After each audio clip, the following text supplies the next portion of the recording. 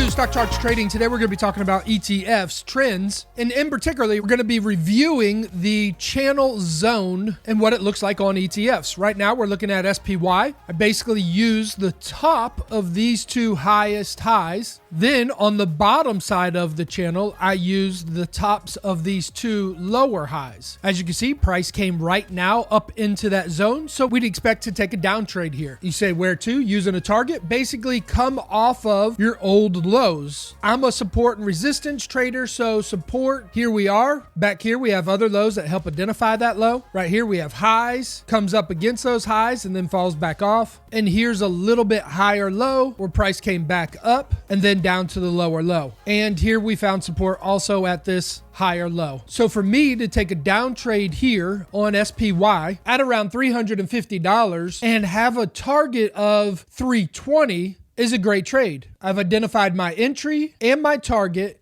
just by drawing support and resistance zone channels. Now, if you're a little bit longer term trader, you would more identify with a trend channel that matches directionally.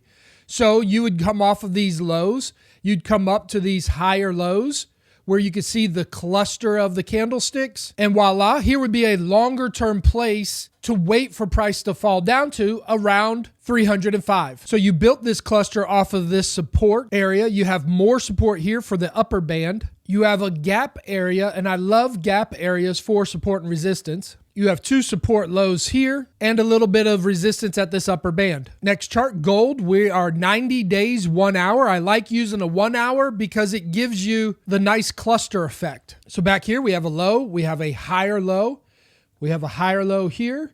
And you can see that price came down to this lower low, consolidated off the lower low, and now has gone up. On the resistance, we had resistance, support, resistance, resistance, resistance, resistance, support. And right now we are above this band, indicating that we are no longer in this downtrend. So we can remove that line and just use this band for long-term support. IWM, 90 day, 1 hour. So here's the lowest low. And so there's nothing really to tie to back or forth. So what I'm going to do is I'm going to go off these lows, and then I'll bring down the lower band to these lows. So if price were to come down into this band area, that might be a good place to take an up trade. On the upper side resistance, you can see that we have a nice strong band here that price is getting ready to come up into. Support, support, resistance, resistance, resistance. So if price continues up into this band, wait for it to hit the band, draw a tight trend line off of that impulse wave, enter into the trade, hold the trade till you go to the lower band. This works over and over. The band is to identify that there could be a change. This tight trend line on the impulse wave will identify when that change happens. So wait for price to come up a little bit higher, break the trend line, and hold it to the lower band. If you're a longer term trader, you could hold this all the way down to about the 138 using this head and shoulder pattern, support and resistance, giving you a really nice target area. OIH, 90 day, 1 hour. Highest high, lower high, lower high, lower high, lower high, equal high to these highs in here. Price came into the band and still fell off. These are powerful indicators of where price is going to go. Now what? Well, prices broke above that band. So that means that band is no longer our indicator of a downtrend. Now, as we know, with a leg one, we pull back sometimes to this band as a support level. Old resistance makes new support. Resistance, resistance. If price pulled back here, that would be support. So you can keep it on your chart for a little bit longer, but we have to make a new band. So off of these lows, and what do we like? We like gap fills for support levels. And then we see that we had this candlestick wick come all the way back down. So this is our new band.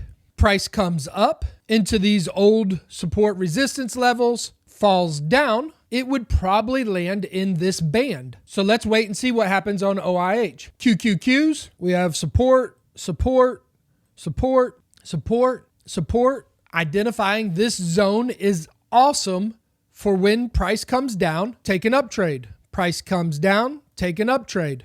We have resistance, we have support, we have a gap. So we love this lower band line. We have support, we have resistance, We have resistance with a gap. On the top side, we have a double top. We have resistance. And right now today, we could get ready to make a down trade here. What do we need first? Trend line, come tight off of these bottoms. This is an obvious impulse wave up. Now that we've identified a reversal zone, this tight trend line will identify once price breaks this line, we can get in for a down trade. Now the down trade will only take us to around 275 or 270. So you have to figure out, is that enough of a move to put your money at risk? Now, if you're a longer term trader, you can identify a horizontal line as an opportunity zone going down to 260, even as low as 250. It's just, how do you see the trade, and do you see enough profit to enter into the trade? SMH,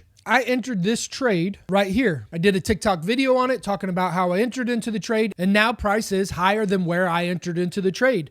But I'm not fearful, and the reason I'm not fearful is because off of these highs, come across lower cluster area, bring my channel up to the top side of these highs. And what do I have? I have resistance. What happens in resistance? Well, now that I'm in this zone, price will break below this trend line and it will go lower until it finds the next zone. So if we use this double bottom as support, we use these lower lows as support, we have higher lows here support, we have lows, lows, and lower lows, all as support, identifying this zone, giving us a nice target down from 195 to 175. If you're a longer term trader, maybe you want to use this resistance, support, resistance, support, support, resistance with a gap, support, support, line. Wait till the trade comes down here to 265. TLT, every time TLT comes into this upper band, it has huge runs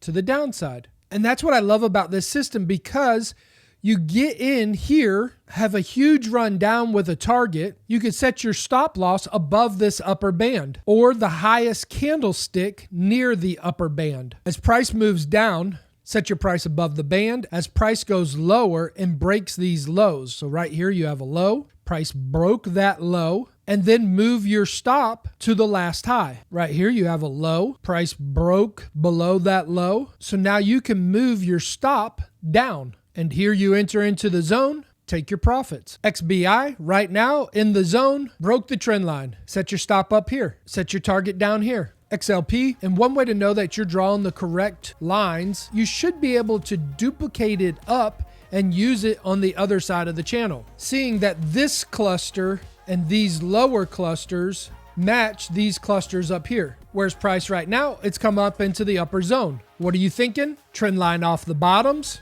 We've already broken down, and now we're retesting that trend line, making a double top. Old support becomes new resistance. This would be a great trade from $65 down to this lower band of $60. That's a 10% move. If you put your stop up here at the upper band, that'd be how much you're willing to lose versus potential profits down. That's a 4-to-1 trade. Risk less, make more, use options, give yourself the correct time frame. I hope this helps your trading. Ring that bell and subscribe. Ring it like you mean it.